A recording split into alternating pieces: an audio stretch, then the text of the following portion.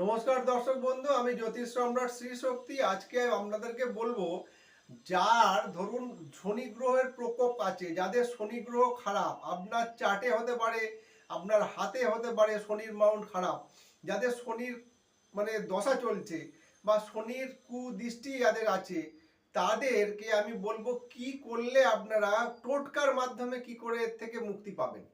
টোটকার মাধ্যমে এর থেকে মুক্তি পাওয়ার জন্য আপনি কি করবেন, প্রতি শনিবারের দিনকে এক টুকরো লোহা, এক টুকরো লোহা শনি মন্দিরে অথবা নবগ্রহ মন্দির যদি আপনার বাড়ির কাছে কোথাও থাকে, সেই মন্দিরে কিন্তু আপনি রেখে আসবেন।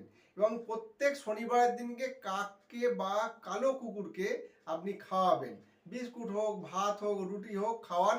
দেখবেন আপনি 3-4 মাস করার পরে আপনার কিন্তু এই শনি গ্রহের যে কুপ্রভাব, সেই কুপ্রভাবটা কিন্তু কেটে যাচ্ছে, তার থেকে বেরিয়ে আসবেন। নমস্কার দর্শক বন্ধু।